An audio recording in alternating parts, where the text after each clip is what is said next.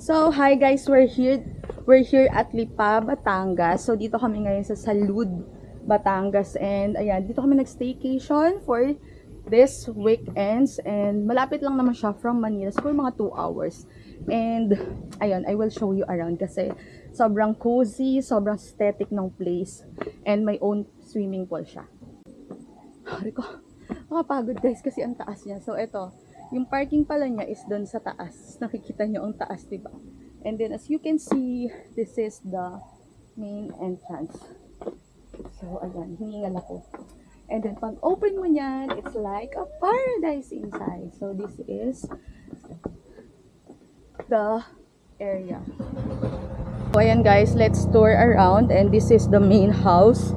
And balikit lang naman siya, pero may own pool siya. So, ayan, binook ko siya via Instagram. So, ayan, sorry for the mess kasi andito yung mga gamit namin. So, ito pala yung pinaka main door. Yan, sobrang aesthetic. And wala pa lang siyang aircon, electricity kasi 6 PM daw magkakaroon ng kuryente. So, ayan, may generator naman sila.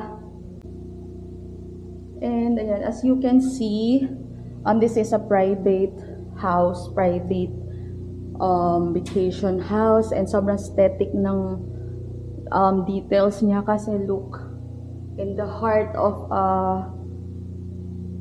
parang subdivision yung papasok, pero yan. Tapos kompleto na siya guys ng gamit. So meron din siyang meron siyang coffee and creamer, and ayan, may utensils. So, ayan, may mga plates pala, guys. Pwede kayo magluto. May water. So, may ref. Meron din palang microwave. So, this is the simple living room. So, this is the dining table. It's so aesthetic. And, of course, there's a bed, 2 bed, which is, meron siyang pull out. Here, kapag medyo madami, ay, hindi ko ba pull out? Pero meron siyang pull out here. Ayan, good for, kasi siya parang 10 packs lang siya, guys. So, ayun, may additional per packs kapag nag-exceed siya ng 8 packs ata or 6. So, this is the bathroom. Sobrang laki. As you can see, kompleto siya sa toiletries, may tissue, and also the towel.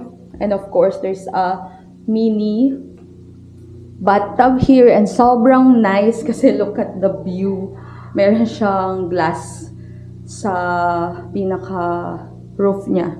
And of course, kakaiba yung design niya.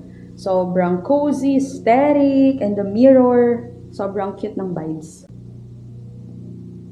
So, of course, let's look the swimming pool. Ayan. This is the swimming pool area. Ayan, pwede kayo mag-chill.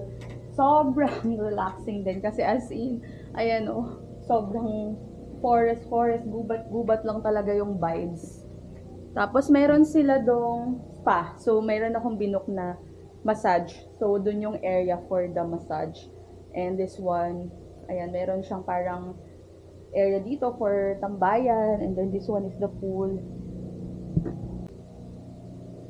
Ayun guys, binook ko lang to for my father's birthday kasi November 27 yung birthday niya, and then sabi ko swimming lang kami ng family ko, and then yun, happy birthday in heaven sa tatay ko. Pero we always celebrate it kaming family even though wala na siya, kaya ayun, we always book a resort or mga private resort ganyan para lang magkasama-sama din kami, and minsan lang din kami magsama ng family ko.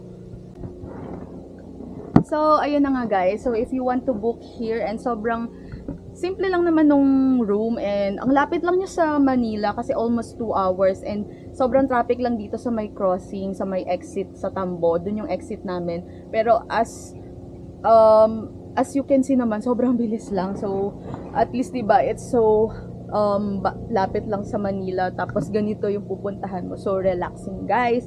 And meron din pala silang mga food na in-offer. So, if you want to order, pwede naman mag-advance order kayo doon sa Instagram account nila para at least, diba, meron na kayong food. Pero kami may dala kaming food. Tapos, magluluto na lang kami ng konti later. Pero nag-order ako ng breakfast para at least, diba, hindi lang, para at least pagising namin may breakfast na kami, hindi na kami magluluto. Pero may microwave naman sila, so you can cook, and may mga utensils, so pwede namang wala kayong dala, pero may dala rin kami extra paper plate. So, ayun guys, hope you like this place. So nice, look. And message nyo lang sa Instagram kasi ando naman yung page nila. That's it guys, so see you again later, and let's tour around the house. Ayun naman yung mga pamangkin ko, they are here, my family. So, fine, gonna fix things